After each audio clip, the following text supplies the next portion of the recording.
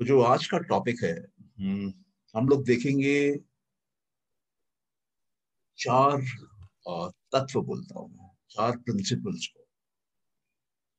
एक ईश्वर, एक पुरुष, एक प्रकृति और एक ओम।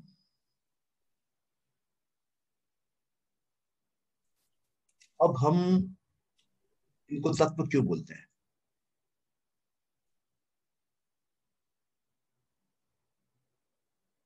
ईश्वर क्या रियल है? क्या सत्य है? शायद नहीं, ईश्वर सत्य नहीं है। और ईश्वर सत्य है? हाँ, ईश्वर सत्य है। कैसे?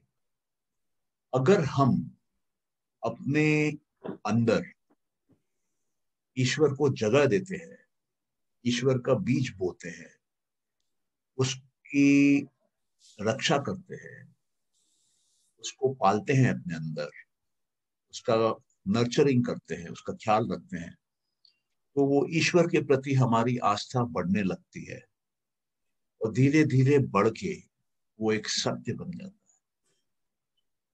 तो सवाल ये उठता है कि अगर मैं ईश्वर पे नहीं सोचूं, अगर मैं किसी और विषय पे सोचूं, अगर मैं किसी राक्षस के बारे में सोचूं, और सेम प्रकार से जिस प्रकार से मैं ईश्वर के प्रति अपने मन में आस्था पैदा करती हूँ, ईश्वर के प्रति मैं उसको राक्षस को भी अपने बच्चे की तरह पालूं, उसको इम्पोर्टेंस दूं, उसका केयर करूं, तो क्या वो राक्षस भी एक सच्चाई बन जाएगी मेरे जीवन की? हाँ, वो आपके जीवन की एक सच्चाई बन जाएगी। क्या वो ताकत राक्षस की आपके लिए काम करेगी? हाँ, आपके लिए काम करेगी। ऐसा कैसे संभव है?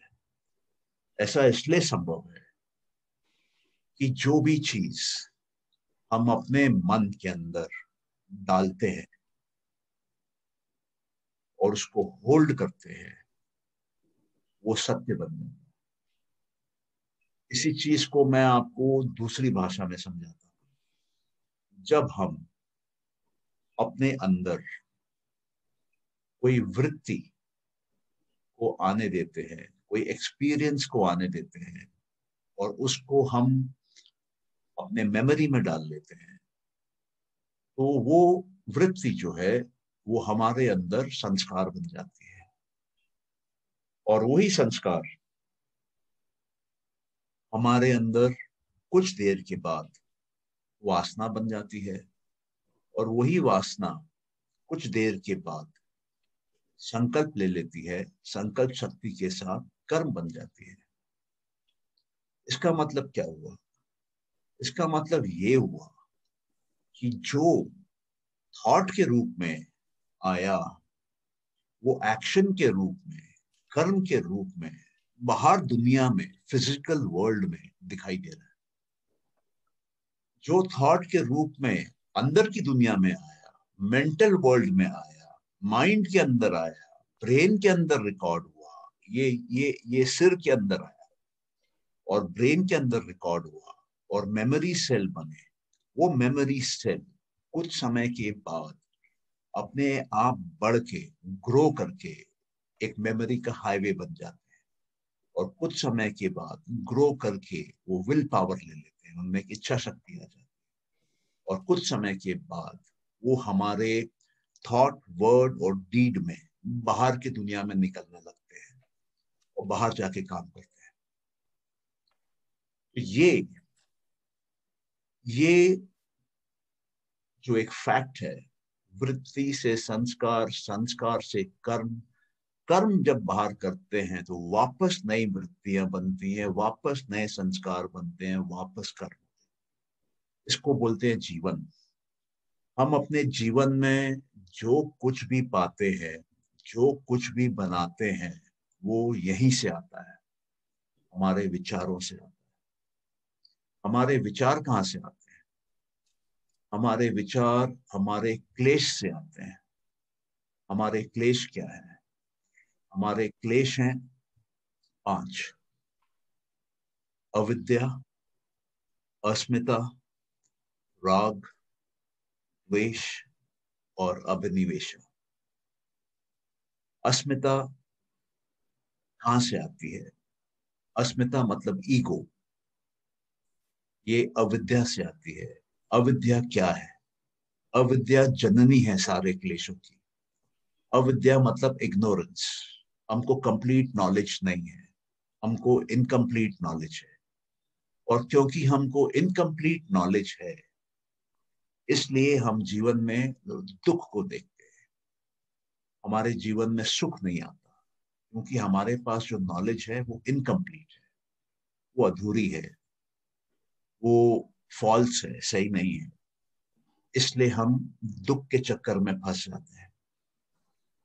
तो सही नॉलेज क्या है?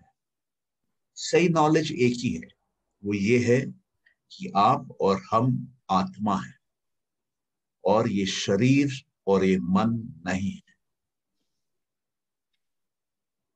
इस पे थोड़ी देर में आते हैं, आत्मा, शरीर और मन, थोड़ा सा आगे बढ़ते हैं। तो जब हम अपने आप को ये सोचते हैं कि मैं मन हूं, मैं शरीर हूं, तो ये मैं जो है ये ईगो बन के सामने आता है, मैं और मेरा की बातें करता है।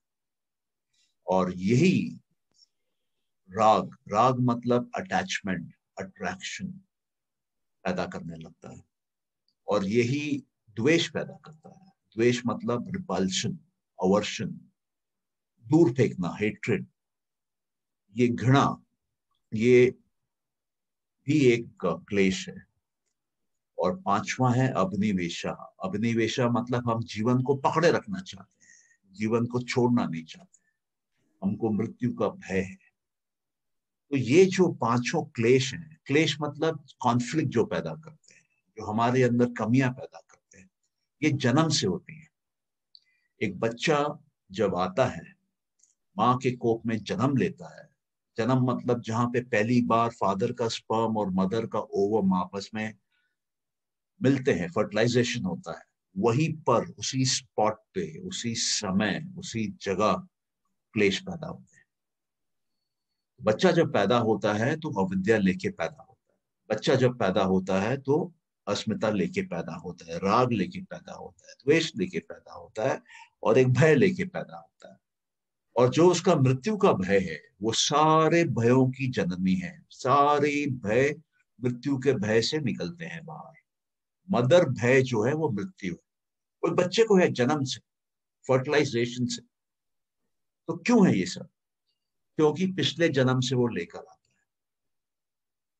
जो भी क्लेश जन्म में होते हैं, जन्म के स्पॉट पे, जन्म के समय, जन्म के पॉइंट पे होते हैं, वो पिछले जन्म से आते हैं, पिछले जन्म के संस्कारों से आते हैं, पिछले जन्म के कर्मों से आते हैं। तो मतलब हम कभी भी बचते नहीं हैं, वो कंटिन्यूएशन में चलते हैं। तो बच कैसे सकते हैं, मुक्ति कैसे मिल सकती है? जब हमको ये समझ में आ जाए कि हम आत्मा हैं, हम ये शरीर और ये मन नहीं है। अब शरीर, मन और आत्मा में क्या फर्क है? एक बहुत बड़ा फर्क है। शरीर जो है वो फाइनाइट है, मन जो है वो फाइनाइट है, आत्मा जो है वो इनफाइनाइट है। शरीर और मन जो है उनका अंत है, उनकी स्टार्टिंग है, उनका एंड है। आत्मा जो है उसकी ना तो स्टार्टिंग है, ना तो उसकी एंड है। शरीर जो है, मन जो है, वो कॉन्स्टेंटली चेंजिंग है। और जो आत्मा है वो अनचेंजिंग है, उसमें कोई बदलाव नहीं। मन और शरीर इटर्नल नहीं है, टेम्पररी है।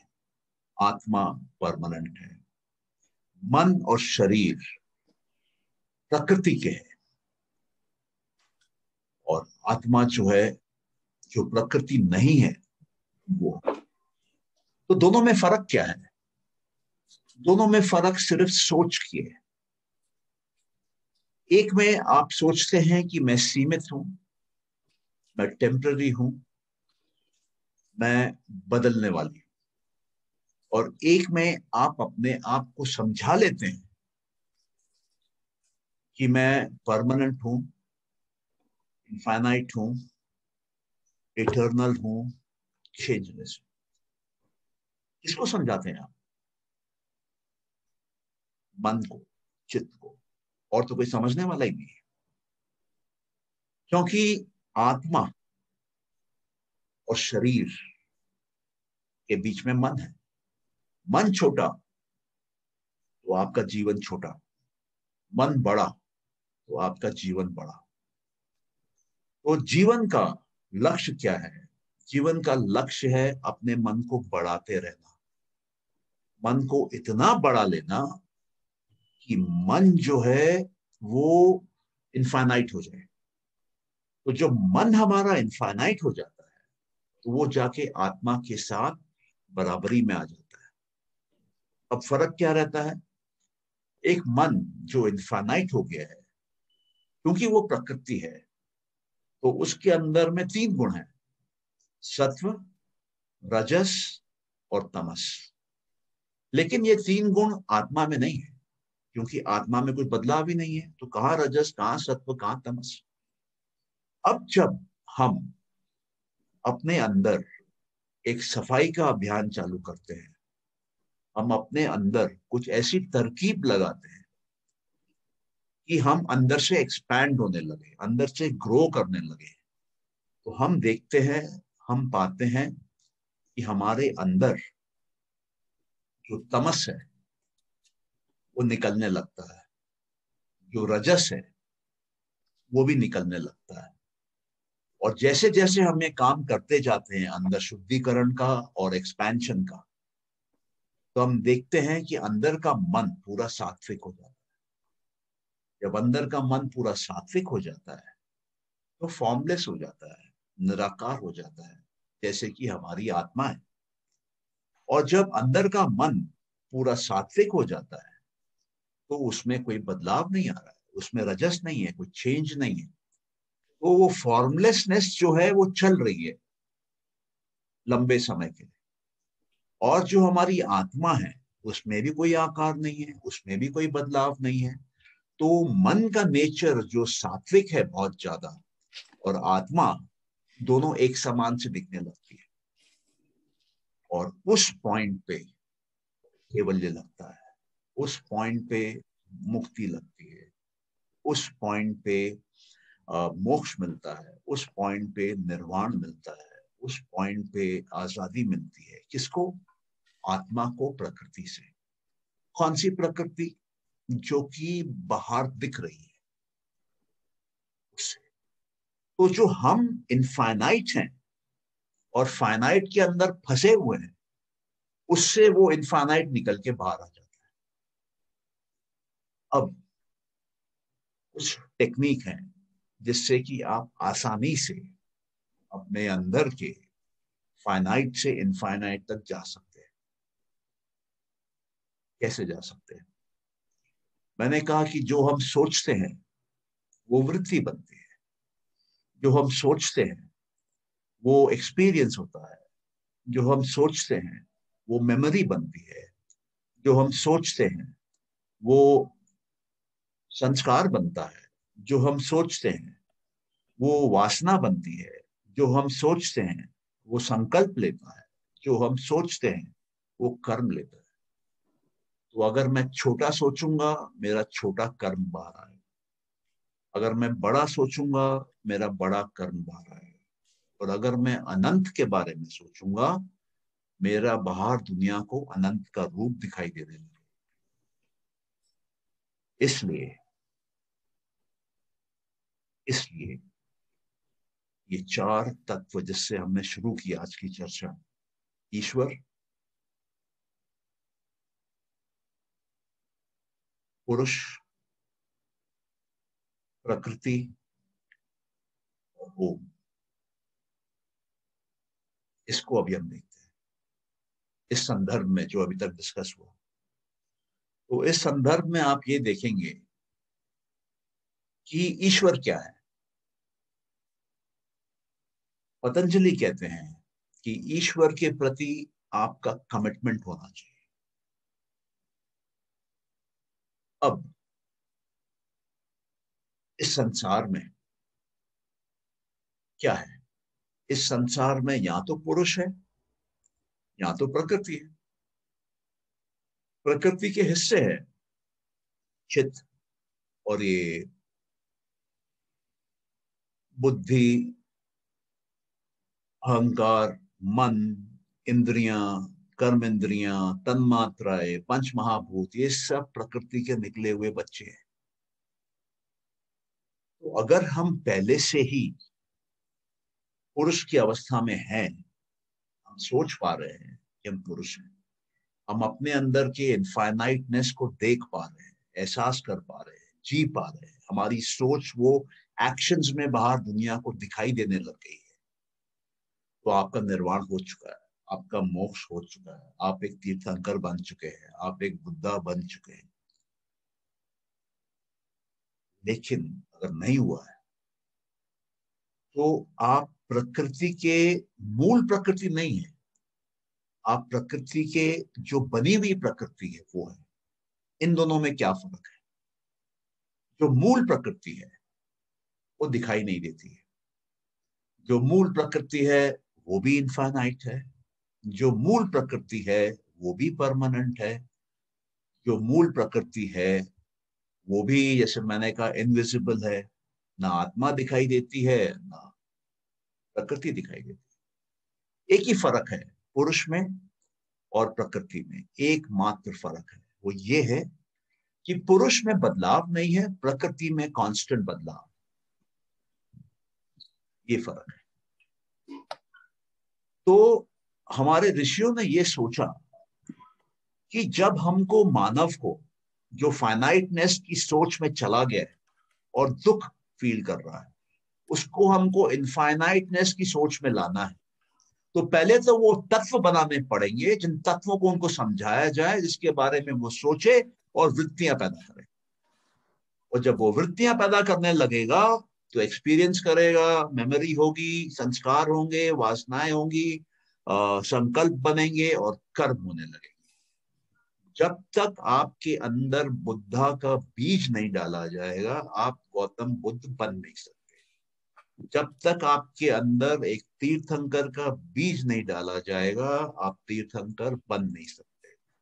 जब तक आपके अंदर विराटता नहीं डाली जाएगी, आप विराट बन नहीं सकते। इसका मैं आपको एक एग्जाम्पल देता हूं। महाभारत के जंग में कृष्ण तो पूरा ज्ञान दे रहा था अर्जुन को, तो विराट रूप दिखाने की जरूरत क्या पड़ गई? और क्या अर्जुन देख पाया क्या? और कृष्ण को नहीं मालूम कि अर्जुन देख नहीं सकता, तो क्यों दिखाया? क्योंकि बिना विराटता के दर्शन किए आपका आत्मदर्शन नहीं हो सकता। बिना विराटता के दर्शन किए आपका पुरुष का दर्शन नहीं हो सकता है, सोल का दर्शन नहीं हो सकता है, परमात्मा का दर्शन नहीं हो सकता है, ईश्वर का दर्शन नहीं। तो वो कंसेप्ट है ईश्वर, वो कंसेप्ट है आत्मा, वो कंसेप्ट है प्रकृति, जिसको जब हम पी जाते हैं वो दवाई को, वो हमारे अंदर सच्चाई बन के बाहर निकल आती है। ईश्वर की दवाई आप पीते हैं और वो दवाई जो आप पीते हैं ईश्वर के नाम पे, वो बाहर ईश्वर बन के खड़ा हो जाता है, कृष्ण के रूप में खड़ा हो जाता है। वो दवाई जो आप आत्मा की पी लेते हैं अंदर, वो दवाई बीज बन के आपके अंदर बढ़ती है और बाहर आत्मा का पेड़ खड़ा कर देती है, जो औरों को दिखने लगता है। तो ये ईश्वर, ये प्रकृति, ये पुरुष, ये सारे इनफाइनाइट एंटिटीज हैं। और बाकी की प्रकृति, महट से लेके महट, बुद्धि, अहंकार, मन, ज्ञान इंद्रियां, कर्म इंद्रियां, तन मात्राएं, पंच महाभूत, ये सब लिमिटेड एंटिटीज है, ये सब फाइनाइट है। जीवन की जो जर्नी है, आप हैं इनफाइनाइट, लेकिन आप फाइनाइट रूप में आते हैं। आप हैं आत्मा, लेकिन आप शरीर में आते हैं तो आप हो जाते हैं फाइनाइट। है इनफाइनाइट, है परमानेंट, है इटर्नल, लेकिन शरीर में घुसते ही आप लिमिटेड हो जाते हैं, आप टाइम बीइंग के लिए हो जाते हैं, आप टेम्पररी हो जाते हैं, आप फाइनाइट हो जाते हैं। तो योग क्या है? योग वो रिवर्स की जर्नी है जो आपको फाइनाइट से वापस इनफाइनाइट ले जाए। कैसे ले जाएगी? आपके अंदर बीज डाला जाता है इनफाइनाइट का, और आपके अंदर वो माटी है जिसमें वो इनफाइनाइट का बीज फल सकता है, जिसमें वो इनफाइनाइट का बीज बड़ा हो सकता है, जिसमें वो इनफाइनाइट का बीज फल दे सकता है। तब वो सिर्फ खुद इनफाइनाइट नहीं बनता है, बहुतों को इनफाइनाइट बनाने का रास्ता दिखा के जाता है। जैसे कि बहुत सारे हुए धरती पे, मोहम्मद हुए, क्राइस्ट हुए, राम हुए, कृष्ण हुए, नानक हुए, गौतम बुद्ध हुए, महावीर हुए, कई तीर्थंकर हुए।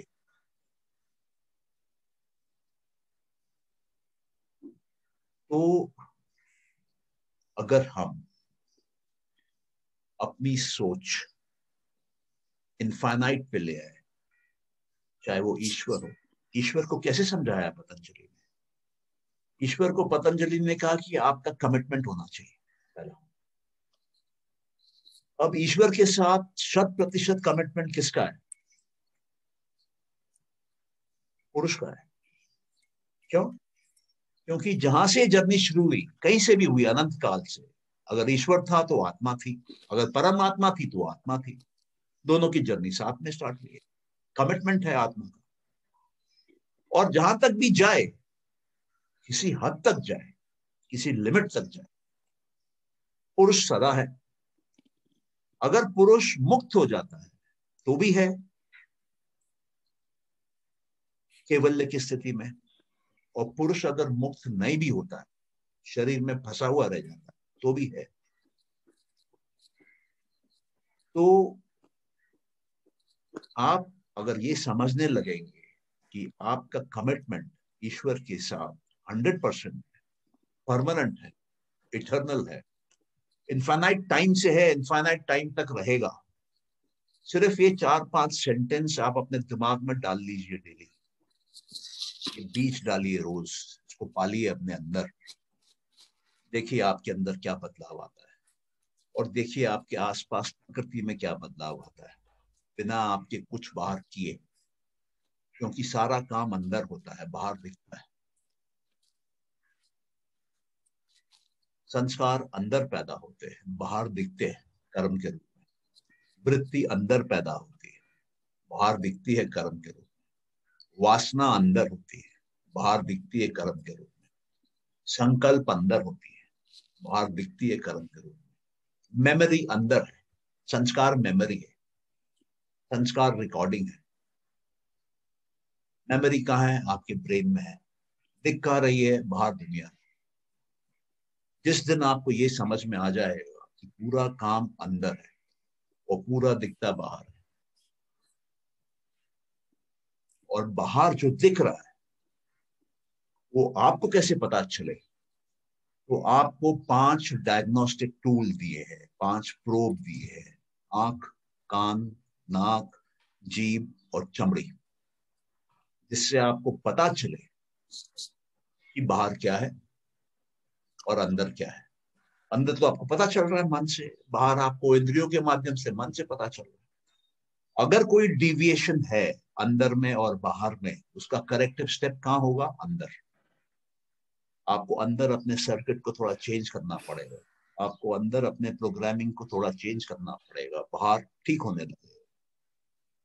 बाहर इसलिए नहीं है कि आप मजा करिए, बाहर इसलिए है कि जिस काम के लिए आप धरती पे आए हैं वो काम को अंदर करिए, और बाहर का फीडबैक लीजिए कि काम हो रहा है कि नहीं।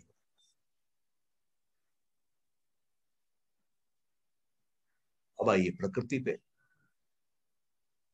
प्रकृति भी इनफाइनाइट है, प्रकृति भी परमानेंट है, प्रकृति भी इटर्नल है, लेकिन चेंजिंग है। अभी पतंजलि कहते हैं कि कमिटमेंट करो 100%। क्या प्रकृति का ईश्वर से कमिटमेंट है 100%? मूल प्रकृति का है। क्यों? क्योंकि वो हर परिस्थिति में है, परमानेंट है, वो इनफाइनाइट है। उसके सारे गुण ईश्वर के हैं, प्रकृति के। मूल प्रकृति की। एक गुण नहीं है, वो क्या है? चेंज। ईश्वर में कभी कोई बदलाव नहीं आता, प्रकृति में बदलाव आता है। बाकी दोनों इनफाइनाइट हैं, परमानेंट हैं, इटर्नल है। अभी पतंजलि कहते हैं कि ईश्वर कहां से आए? कहता है पहले आप कमिटमेंट करिए ईश्वर से। ईश्वर प्रणिधानात्। उसके बाद वो कहते हैं ईश्वर जो है ना, वो प्रकृति में संस्कार भी नहीं। ईश्वर को संस्कार नहीं होते, ईश्वर का कार्मिक अकाउंट नहीं होता, ईश्वर को कोई क्लेश नहीं होता, कुछ जन्म से कुछ लेकर नहीं आता ईश्वर गड़बड़। ईश्वर प्रकृति के बाहर है, ईश्वर परमात्मा है, ईश्वर डायरेक्ट आता है। और जो पुरुष है वो डुबकी खाता है प्रकृति में, अंदर बाहर आता है। तो जो भी पुरुष है, जो भी योगी, जो कि मुक्ति पा लेता है, केवल्य में चला जाता है, उसका जितना भी बड़ा ज्ञान हो, वो ज्ञान उसका ईश्वर के ज्ञान के ऊपर नहीं जा सकता है। क्यों? क्योंकि ईश्वर परमात्मा है, प्रकृति के बाहर है। योगी जो है प्रकृति के अंदर से निकल के बाहर, अपनी आत्मा को प्रकृति के अंदर से घुमा के मुक्ति दिलाता है। तो चाहे कितना भी बड़ा योगी हो, जितना भी बड़ा परम योगी हो, उसका ज्ञान, उसका नॉलेज ईश्वर से कम हो। दूसरा वो बोलते हैं कि ईश्वर जो है वो परम गुरु है, इटर्नल गुरु है। सारा ज्ञान उन्हीं से आता है। मानवता को क्या ज्ञान? मानवता तो पांच इंद्रियों से बाहर कुछ देखता है, सोचता है कि मेरे को सब मालूम चल गया। अरे भैया, आप अपने जीव से जिस समय में जो सीमित देख रहे हो वो कुछ भी नहीं है परम ज्ञान के सामने। तो ईश्वर कहते हैं कि जो भी ज्ञान आपको मिलेगा, पतंजलि कहते हैं जो भी ज्ञान आपको मिलेगा वो ईश्वर से आए। आप ईश्वर के शिष्य हैं। आपके पिता भी शिष्य थे, पिता के पिता भी शिष्य थे, आपके पूर्वज भी शिष्य थे। आपके सारे वेद उपनिषद जो भी है वो ईश्वर से आए। ईश्वर से रिश्ता बना लो। ईश्वर कौन? जो कि इनफाइनाइट है। ईश्वर कौन? जो कि निराकार है। ईश्वर कौन? जो कि परमानेंट है, इटर्नल है। ईश्वर कौन? जो प्रकृति के ऊपर है, पुरुष के ऊपर। इससे बड़ा और केला लेके आती हूँ। उसको निकाल देना, निकाल दिया ना? हाँ, सविता के पास मेरे दो ही आए, पास में आप लोगों के। इससे बड़ा कंसेप्ट नहीं हो सकता ईश्वर से। ईश्वर से बड़ा प्रिंसिपल कोई नहीं डिजाइन कर सकता। ईश्वर से बड़ा बीज कोई नहीं बना सकता है। तो ये बीज बनाई गई दवाई के तौर पे और पिला दी गई इंसानियत को। कुछ लोगों ने पी, कुछ लोगों ने नहीं पी। इसलिए धरती पे दो प्रकार के लोग हैं, एक जो ईश्वर को मानते हैं, एक जो नहीं मानते हैं। सांख्य जो कपिल मुनि ने लिखा, उसमें ईश्वर नहीं है, उसमें पुरुष और प्रकृति है। और जो योग जो पतंजलि ने लिखा, जो सांख्य पे आधारित है, उसमें उन्होंने ईश्वर को डाल दिया। उन्होंने कहा योगियों से कि अगर समाधि करनी है, परफेक्ट समाधि करनी है, तो बिना ईश्वर के ये संभव नहीं है। बिना एब्सोल्यूट कंसेप्ट को समझे और अपने अंदर बीज के रूप में डाले और उसको अंदर पैदा करके उसका फल जब तक नहीं खाओगे, तब तक अंतिम समाधि लग नहीं सकती है, तब तक केवल्य मिल नहीं सकता, तब तक मुक्ति हो नहीं सकती। परफेक्ट समाधि के लिए तुमको ईश्वर तक जाना होगा। क्यों जाना होगा? क्योंकि अंतिम समाधि जो है उसको बोलते हैं धर्म में एक समाधि, जहां पर कि 100% डिटैचमेंट हो जाता है। वैराग्य की परम सीमा 100% डिटैचमेंट, वो है धर्म में एक समाधि। तो जब आपके माइंड में ईश्वर छा गया है, जो निराकार है, जो निर्गुण है, जो निर्विचार है, तो आपके अंदर में अटैचमेंट कैसा रह जाएगा? हम वही बनते हैं जो हम सोचते हैं, हम वही बनते हैं जिसमें हम ध्यान लगाते हैं। अगर मेरा ध्यान अनंत पे है, अगर मेरा ध्यान निराकार पे है, अगर मेरा ध्यान निर्गुण पे है, अगर मेरा ध्यान निर्विचार पे है, तो मेरे अंदर कोई विचार कैसे आ सकता है? मेरे अंदर कोई गुण कैसे आ सकता है? मेरे अंदर कुछ कुछ भी कैसे आ सकता है? तो वो नथिंगनेस जो है, एब्सोल्यूट नथिंगनेस, वो ईश्वर है। और मजे की बात क्या है कि जब आप एब्सोल्यूट नथिंगनेस को अपने अंदर डाल देते हैं, वो दवाई करके पी जाते हैं, उसको अपने अंदर पलने देते हैं, बढ़ने देते हैं, ग्रो करने देते हैं, तो वो एब्सोल्यूट नथिंगनेस, एब्सोल्यूट इनफाइनाइटनेस बन के बाहर दिखाई देता है। और जब वो एब्सोल्यूट इनफाइनाइटनेस बन के बाहर दिखा देता है, लोग उस शख्स को भगवान बनाते हैं, उसको भगवान का दर्जा देते हैं। उसने क्या किया है? उसने अंदर पूरा साफ कर दिया है। और लोगों को क्या दिखता है? लोगों को वहां सब कुछ दिखता है। तो ईश्वर, प्रकृति और पुरुष, ये तीनों इनफाइनाइट एंटिटीज है, परमानेंट एंटिटीज है, इटर्नल एंटिटीज है। आप इन तीनों में से किसी पे भी ध्यान लगाएंगे, आप पार हो जाएंगे। अब ये ध्यान लगाने की चीज क्या है, तरीका क्या है, यहां तक पहुंचने का सबसे सरल तरीका क्या है? तो हमने सुना है कि ये सृष्टि जो है साउंड से आई, ओम के ध्वनि से आई। तो अगर ओम से, कुछ नहीं से ये सब कुछ बना है, तो अगर हम वापस ओम में जाते हैं तो हम सब कुछ से कुछ नहीं में फिर चले जाते। तो ओम वो सीढ़ी है, ओम वो माध्यम है, ओम वो शिक्षा है, ओम वो एक्सरसाइज है, ओम वो साउंड है जो आपको ब्रह्मांड में आप हैं वहां से आपको ईश्वर तक पहुंचा देता है। आपको कर्म इंद्रियां पार करा देता है, ज्ञान इंद्रियां पार करा देता है, तन मात्राएं पार करा देता है, अहंकार, मन, बुद्धि, महत, प्रकृति, पुरुष, सीधा छलांग लगाता है सागर पार। जैसे हनुमान जी ने छलांग लगाया, आपकी छलांग है वो ओम का मंत्र, ओम का जाप, वो आपको हनुमान बना देगा और सीधा ब्रह्मांड से ईश्वर तक, शून्यता तक पहुंचा देगा। अब ये ओम ऐसा काम क्यों कर लेता है? ऐसी क्या खूबी है ओम में? ओम तीन शब्दों से, तीन साउंड से बना हुआ है। शब्द नहीं बोलेंगे, तीन साउंड से बना हुआ है। एक है अ, एक है उ, एक है म। अब आप देखिए कि ओम का उच्चारण कैसे होता है, इसी के अंदर पूरा राज है। हम जब सांस लेते हैं, हमको सांस कहां लेना चाहिए? पेट में लेना चाहिए। लोग फेफड़े में लेते हैं, लंग में लेते हैं।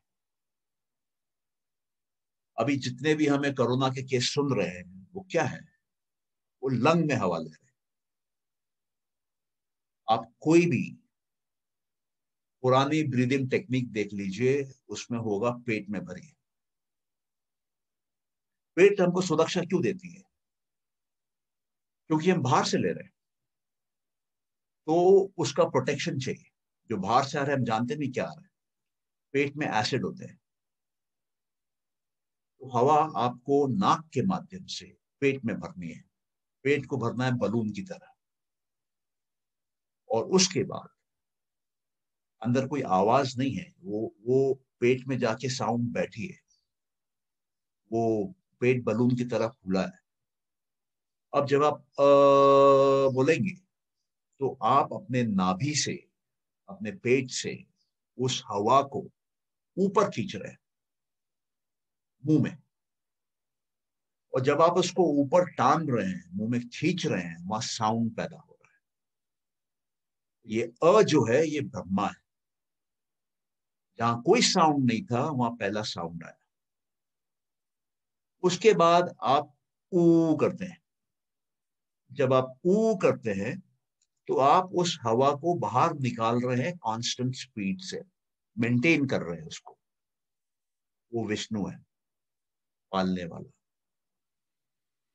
और उसके बाद आप अपना मुंह बंद कर देते हैं तो आप उस आवाज को मार रहे हैं, उसको डिस्ट्रॉय कर रहे हैं। वो शिवा है।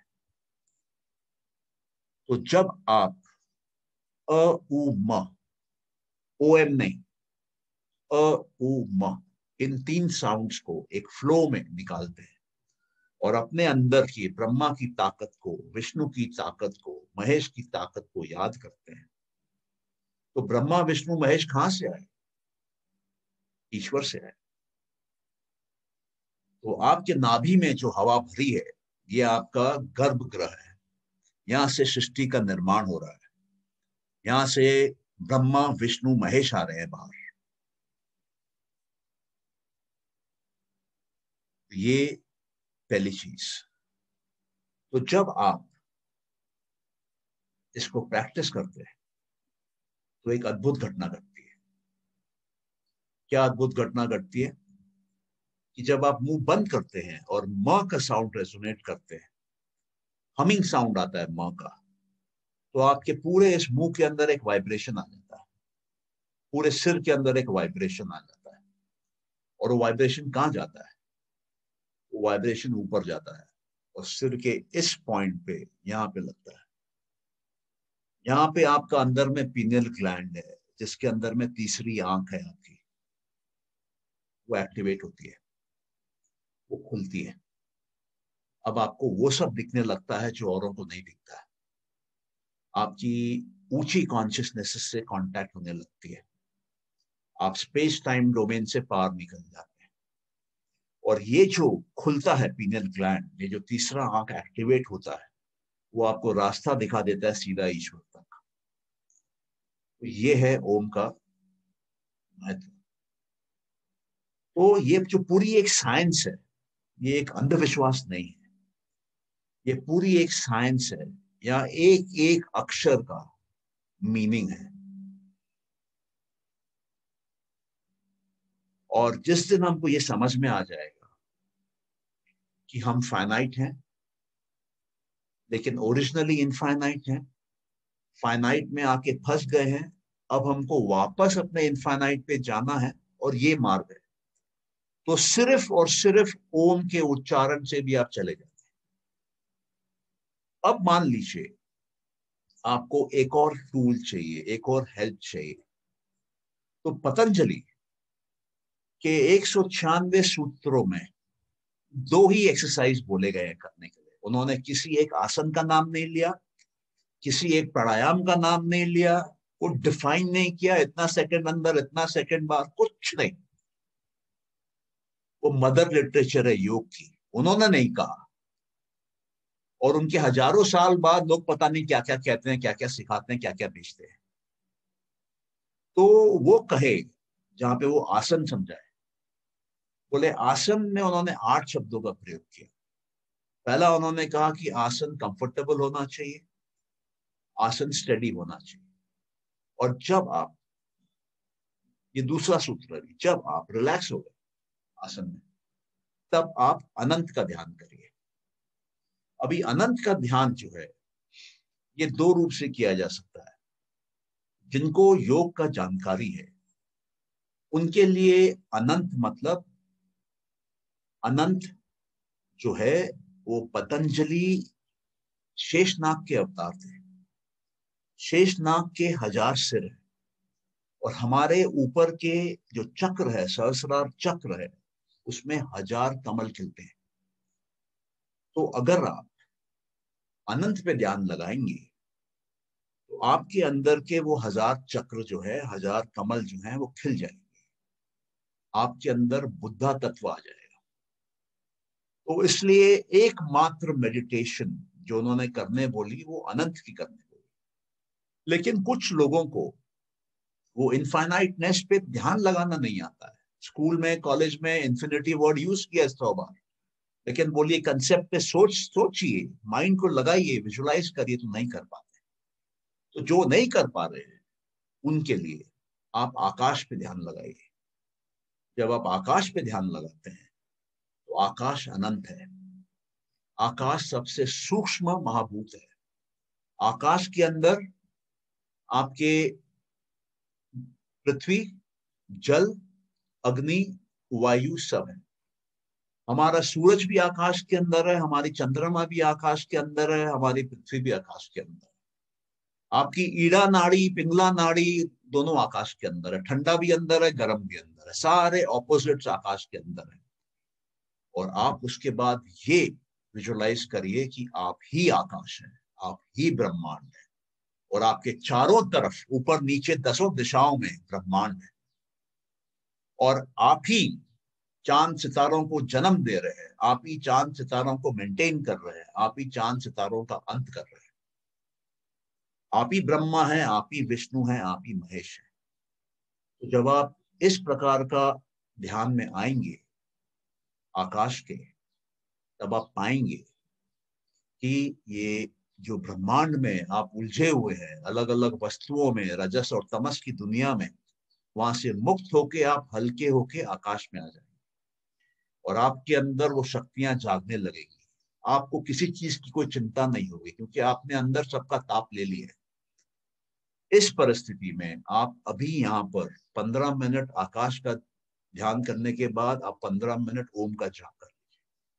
तो आप सब ब्रह्मांड को छोड़ चुके हैं, फिजिकल वर्ल्ड से मुक्त हो गए हैं, और अब आप वापस ओम चालू कर रहे हैं। अब आप अपने शरीर में आ रहे हैं और ब्रह्मा विष्णु महेश देख रहे हैं, और फिर वो सीधा आपका कनेक्शन ईश्वर से लगेगा, और बहुत पावरफुल तरीके से, बहुत शॉर्टेस्ट पॉसिबल टाइम में आप मोक्ष के द्वार से निकल जाएंगे। ये है आज का टॉपिक का कंक्लूजन यहाँ पर। अब आप में से किसी को अगर कुछ प्रश्न करना हो तो आप कर सकते हैं। सर गरिमा, हाँ बोलिए प्लीज। सर आपने दोनों चीजें बताई हैं प्रैक्टिस करने के लिए, तो इसकी सीक्वेंस जैसे आपने अभी लास्ट में बताया वैसे ही करना है। हाँ। पहले ध्यान लगाना है, उसके बाद फिर ओम का उच्चारण करना है। हाँ राइट सर। अच्छा, एक चीज और है, अगर आप ओम का उच्चारण नहीं कर पा रहे हैं तो हाँ ओम का जी। चांट सुन लीजिए। हाँ ठीक है अगर सर। आपका 15 मिनट का ओम का उच्चारण करना है, आप नहीं कर पा रहे हैं, 1 घंटा ओम का चांट सुन लीजिए। ठीक है sir. Thank you sir. Welcome.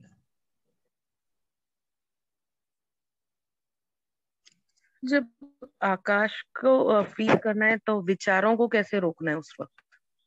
आपको ये विजुलाइज करना है कि आप ही ब्रह्मांड है, और उसमें हजारों लाखों करोड़ों सूरज हैं, हजारों लाखों करोड़ों चांद हैं, हजारों लाखों करोड़ों पृथ्वियां हैं, सब है। तो और सर इन सब के आप साथ अहंकार एक भी आता है। अहंकार आएगा तो अपने आप जाएगा। जो हो रहा है उसको होने दीजिए। अगर अंदर का अहंकार निकल के आपकी सफाई होती है तो होने दीजिए। आप प्रोसेस को चलाइए।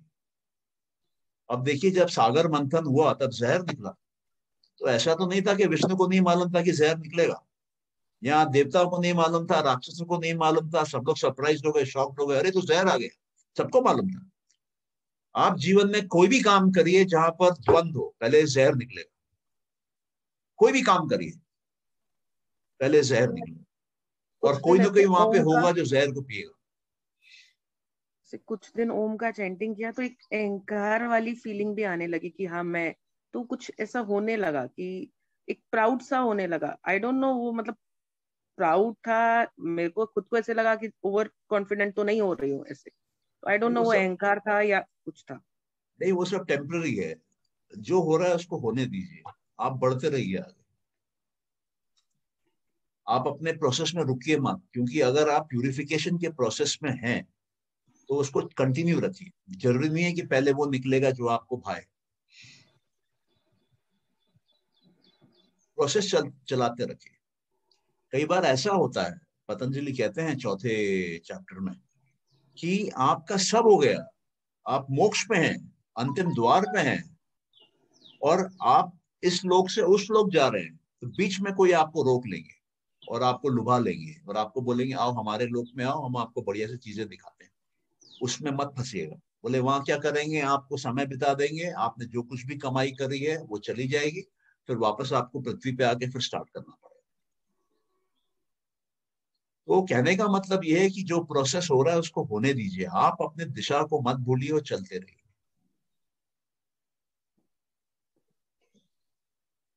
और कोई question?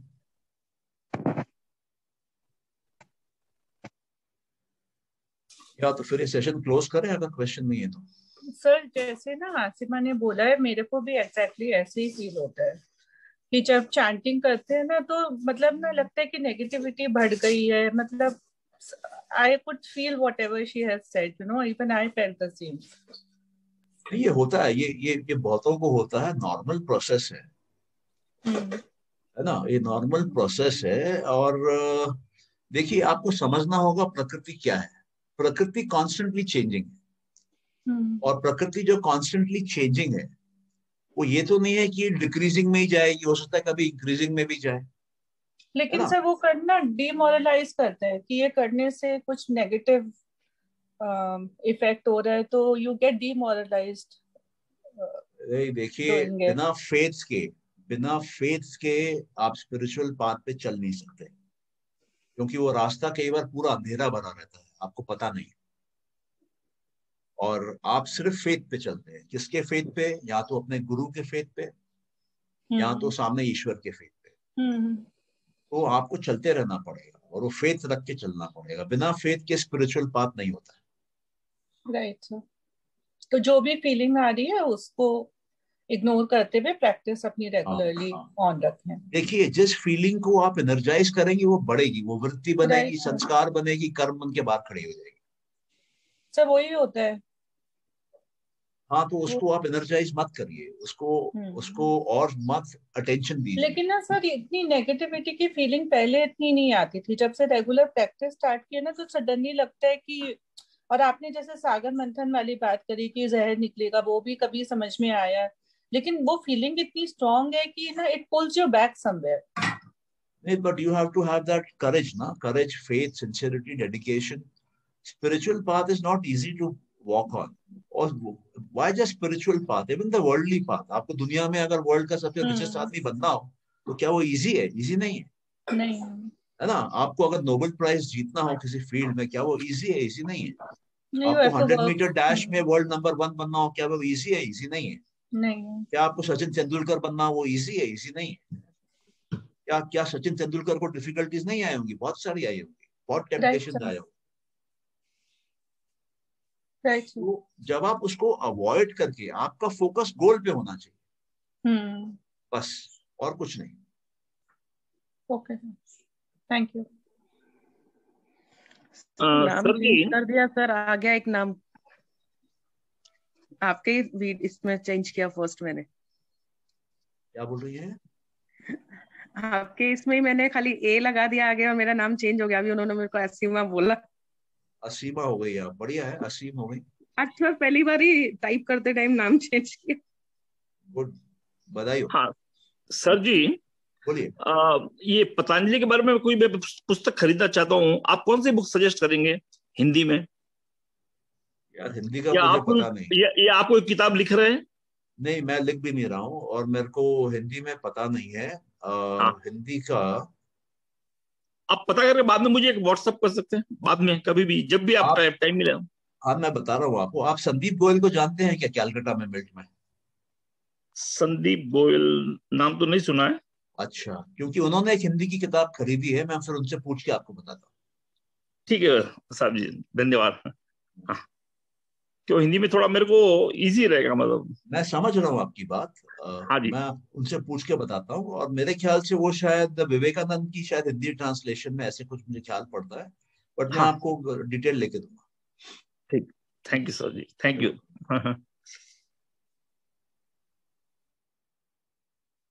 Any other question? Yeah, Suresh, how are you? Seeing you after a long time.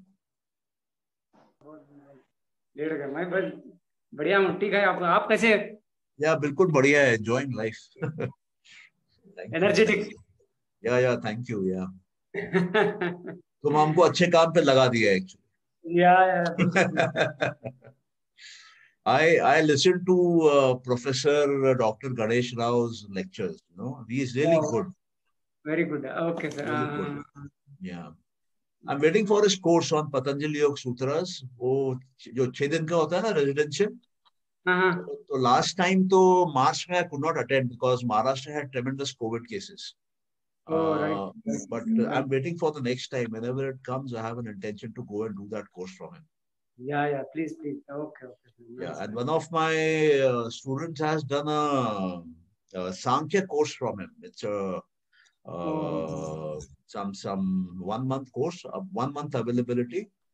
So I've told her, you study the whole thing, explain to me, and I'll ask you questions. So I'll learn Sankhya also from him then. Yeah. Very nice. You have to keep learning, keep teaching. That's important. Yeah. Teaching is the best way. And people ask questions, then you're forced to go deep inside yourself and find out. Yeah. Because it's learning never ends. Learning also is going on. But I'm Suresh amazed at this yogic knowledge. Then you will so understand better. Yeah. Correct. Only if you learn and keep it, it will not work also. That's right. Just keep reading, then you get more. We have started using a combination of Sankhya and Yoga manifestations teachings with modern business practices, and we are offering multiple types of growth opportunities to businessmen. Oh, very nice. We're trying with 2 people now, one in Indore and one in Kolkata. One of them is wanting 80 times growth, you know. Yeah, so let's see, 80 times growth in 8 years. Very, very aggressive. We are working with him. So that is one area we are thinking of. And another area which I'm working on, probably we'll start a class on 21st of June. That is on healing yourself with yoga. So we will take some basic sutras and teach people how to heal. Very true, sir. See, if this knowledge, if you understand properly, you can apply in anywhere, any field. Yes. Any field applies. It's all universal, accepted knowledge. Yes. One of my friends, I'll share something very interesting. One of my friends said, Sanjay, you must work on areas of health, spirituality, mind power, manifestation, and prosperity. And do it for 8 kind of audiences: students, startups, couples, corporates, NGOs, families, something like that. He has made a matrix. So we have started working on it, and we have decided we'll be recording videos and doing it, because doing live so many sessions will not be possible. So we'll be recording, Okay, sir. Okay. Really great. Keep in touch, Suresh. Sanjay ji नमस्कार। नमस्कार राम गोपाल जी, बोलिए कैसे हैं? बस ठीक हूँ। आपको देख के अच्छा लगता है यहाँ पर। आपका सुनकर बहुत इंस्पिरेशन मिलता है। Thank you so much. अब हम तो ये चाहते हैं कि भारत का एक एक बंदा इसको समझे। ये इतना पावरफुल नॉलेज है और चमत्कारी तौर पे प्रभाव ला सकता है बहुत ही कम समय में, अगर हम इसको सही तरह से पकड़ लें, सही जगह पकड़ लें। एकदम सही बात, एकदम सही। उसी में लगे हैं। ऊपर वाला कहता है लगे बहुत अच्छा कर रहे हैं Sanjay ji. You are doing a great work. नहीं बस अब तो क्या बोले, एक शरीर है, एक जीवन है, अब जो करना है करके चले जाएंगे। ठीक है, आपने अपने जीवन को बहुत अच्छी राह पर डाला है और इससे काफी लोगों को लाभ होने वाला है। अरे जैसे लोग जुड़ते जाएंगे उनको समझ में आएगा क्या लाभ हो रहा है। हम आपको एक इंटरेस्टिंग चीज बताते हैं। बहुत मतलब मेरे को इतनी खुशी है, मैं जाहिर नहीं कर सकता, बोलता हूँ आपको कि आपने बात उठाई है। 2 दिन पहले मेरे को एक लेडी का फोन आया, कृति देसाई, बैंगलोर से। उसने हमारा मास्टर की सिस्टम का मैनिफेस्टेशन का कोर्स किया और ये मास्टर की सिस्टम जो है पतंजलि योग सूत्रों पे आधारित। वो मेरे को बोली, सर मेरी बहुत इच्छा है कि मैं दान करूं और मेरे पास रुपया नहीं। तो हम बोले दूसरों को लेके दान करो, क्या दिक्कत। वो बोली कि सर अभी बैंगलोर में ये लॉकडाउन चल रहा है कोविड के कारण। बोले सर हमारे पास में एक 15,000 परिवारों की बस्ती है, वह लोगों को खाने को नहीं। तो सर आप मानेंगे नहीं, मैंने रुपया अरेंज किया औरों से लेके और हम 1000 परिवारों को तेल, आटा, दाल और एक और चीज, ये हम लोग प्रोवाइड कर रहे हैं, और ये उनके लिए 15 दिन चलेगा। तो हम बोले बहुत बढ़िया है ये तो। और बोला कि सरकार जो है बैंगलोर की, वो 7 किलो चावल दे रही है हर परिवार को पर हेड महीने में। बोले तो बहुत जबरदस्त काम तुमने किया। कितना रुपया कलेक्ट किया? बोले 4.5 लाख। बोले मैंने पहली बार कलेक्ट किया है 4.5 लाख। बोले बढ़िया। बोले सर मालूम है मजे की बात? बोले क्या? बोले 22,500 रुपये एक्स्ट्रा हो गया। बोले अच्छा। बोले और बताती हूँ। बोले बोलो उसी बस्ती में 1000 लड़कियां हैं जिनको सैनिटरी पैड्स नहीं है, क्योंकि माँ बाप को खाने को नहीं है तो पैड्स लेकर नहीं दे रहे। तो हमने सोचा इसका क्या इलाज करें। तो हमको एक मैन्युफैक्चरर मिल गया जो कि वॉशेबल पैड्स बनाता है और 2 साल चलते हैं। तो हमने उनसे डील करनी चाहिए, तो वो बोले नहीं हम आपसे रुपया नहीं लेंगे, हम आपको ये 1000 बच्चियों के लिए फ्री में देते हैं। उनका एक किट 150 का है और उसमें 3 पैड आते हैं। और उन्होंने उसी बस्ती में एक लेडी को अपॉइंट कर दिया जो घर घर जाके समझाएगी पैड यूज कैसे करना है ताकि 2 साल चले। और वो बोले कि आपको सिर्फ ट्रांसपोर्ट का खर्चा देना है हमारे यहाँ से वहां। जो संस्था के थ्रू ये लोग बांट रहे थे, वो संस्था बोली कि हम लोग ट्रांसपोर्ट का खर्चा दे देंगे, आप इतने पैड्स दे रही है अब ना। बोले सर अब मेरे पास 22,500 रुपये फिर बच गए हैं। हम बोले अच्छा क्या कर रही हो? बोले बुजुर्गों को दवाइयां लेके दे रहे हैं। बोले बहुत बुजुर्ग लोग हैं, इनके पास रुपया नहीं है, दवाइयां तुमको खिलाना जरूरी है। हम सोचे, हम बोले यार मैं तुमको एक सेंटेंस बोला अक्टूबर के महीने में, तुम उस पर काम कर गई। बोले सर मेरे दिमाग में रह गई बात आपकी। हम अपने वाइफ को बोले, हम बोले देखो ऐसी घटना घटी है। बोले तभी तो तुमको मना नहीं करती हूँ, दिन भर बैठे रहते हो, लोगों को ज्ञान बांटते हो, मना नहीं करती हूँ। भलाई हो रही है होने दो। हम बोले ये भी अच्छा है भाई। देखिए बात तो यही है जो है कि किसी के भी दिल में लग गई बात, किसी के दिमाग में आ गई, और इट विल क्रिएट मिरेकल। नहीं बढ़िया, वहां खत्म नहीं हुई। यहाँ पर कैलकाटा में एक संस्था है लेडीज की, ये मेरा इंडिया। वो लोग बोले हमको उसका एड्रेस दो, हम लोग भी पैड्स मंगाते हैं। उनकी पैड्स की 2 फैक्ट्री है सीआरपीएफ के साथ में। बोले हम लोग कुछ वर्कआउट करते हैं। अच्छा, अहमदाबाद से एक लेडी थी मेरे योगा क्लास में, वो बोली मेरा बेटा है बैंगलोर में, आप मेरे को भी नाम और नंबर लेके दो, मैं वहां से कुछ एक्टिविटी कराती हूँ।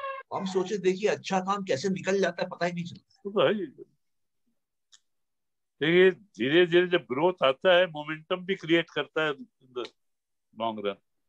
पता नहीं चलता, पता नहीं चलता, आंखों में आंसू आ जाते हैं सुन के देख के। एकदम सही बात, राइट, सही बात सर। कोई ना कोई इंस्पायर होता है और उसमें जोश आ जाता है। 10 लोगों में 1 लोगों को तो असर होता है। अभी आज ही एक मुझे मिला कि नोएडा में एक लेडी ने बोतल बना दी है, पेपर की बोतल। सोचिए आप, that can be used for any purpose. कांच की जगह प्लास्टिक की जगह पेपर की बोतल। It will create wonders. Already that lady has started 2 lakh bottle per month supply करना चालू भी कर दिया उसने। मोल्डिंग कर रही है क्या? हाँ, पेपर का पल्प बना के मोल्ड कर रही है क्या? हाँ, पेपर का पल्प की मोल्डिंग कर रही है क्या? हाँ जी, पेपर पर मोल्डिंग करके और ऐसा कुछ उसमें मिला रही है जिससे कि वो वाटरप्रूफ हो जाए, उससे पेपर लिक्विड भी नहीं निकल जाए, लिक्विड सोक भी नहीं करे। अच्छा, मैंने वंडरफुल काम किया है। और ये यदि 2 लाख बोतल उसने बनाना शुरू कर दिया है, यदि ये मोमेंटम लेगा तो it will create wonders for protecting the environment from plastic. नहीं, उसका समझना पड़ेगा कि पेपर से मतलब वो बॉटल जो है वो डिके होती है कि नहीं होती है, नेचुरल नहीं। ऑलरेडी 2 लाख बोतल उसने सप्लाई कंपनियों को करना शुरू कर दिया है। अच्छा, बताइए। तो मैं तो उसको लिखने वाला हूँ कि उसका टेक्निकल नो हाउ दो या कुछ करो तो कलकत्ता में भी चालू करें। हाँ, बहुत बढ़िया है, करिए आप। हाँ, बहुत बढ़िया है, करिए आप। उसके मार्केटिंग में लोग मिल जाएंगे आपको, फटाफट माल निकल जाएगा। नहीं, हम तो ऑलरेडी सर पैकेजिंग लाइन में हैं, तो हमारे तो कस्टमर लोगों को ही काफी लगता है, जो बक्सा देते हैं उनको ही काफी लगता है।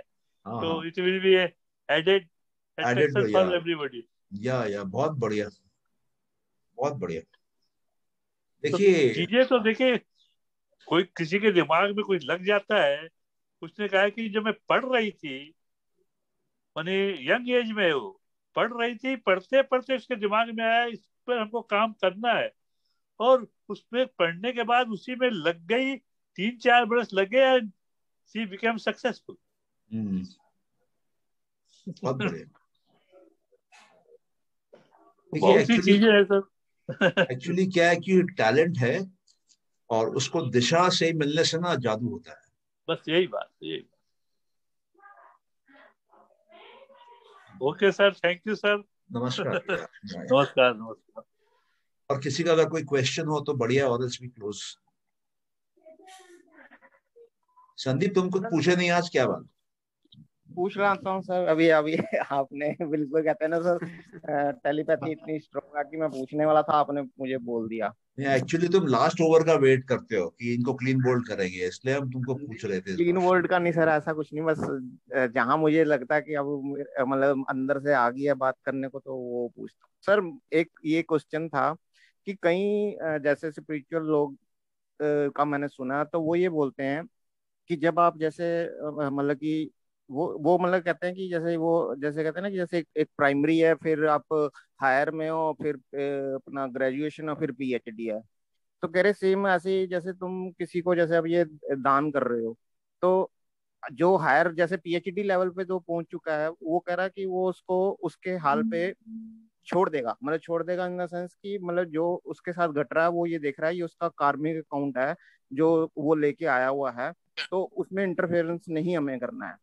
हमें मतलब कि ज्यादा ज्यादा उसको हम ये कह सकते हैं कि तू जैसे मेडिटेशन या ये चीज सीख ले, ताकि तुझे आगे इस चीज से मतलब वो हो जाए। और कई कई जैसे लोग हैं वो ये कहेंगे कि हाँ नहीं, इनको हमने अपना कुछ देना है, जैसे खाने को देना है या कपड़े को देना है, तो उसमें भी उनको खुशी मिल रही है। और मतलब खुशी तो हर एक दान में तो कहीं भी है, वो मिलेगी मिलेगी। तो अब सर मतलब वो वाली चीज कहाँ तक मतलब कि मतलब वो है कि जो पीएचडी लेवल जैसे वो कहते हैं कि हाँ भी हमें किसी के उसमें इंटरफेयर नहीं करना है, तो क्या ये चीज सही है सर?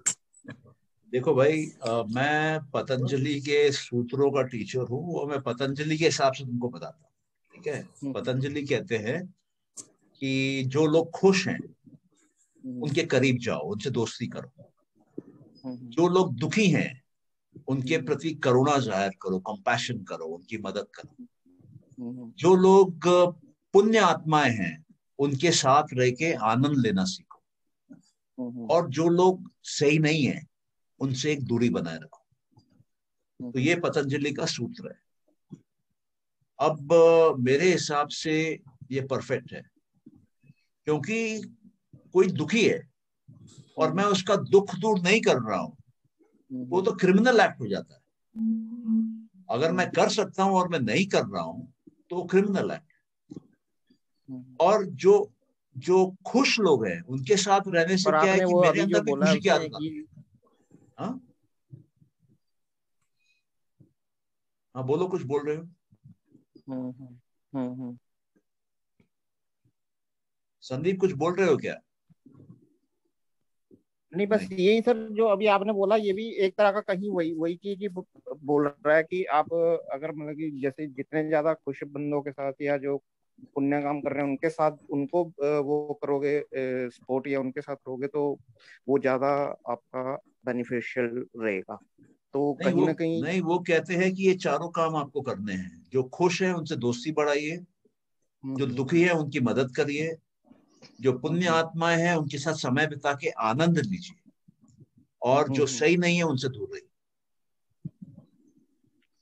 ये सारी चीजें सर बोल ही दी हैं, ये मतलब कि अपने आप में ही सारा कुछ सही है। ये इनका एक पूरा सूत्र है इस पे।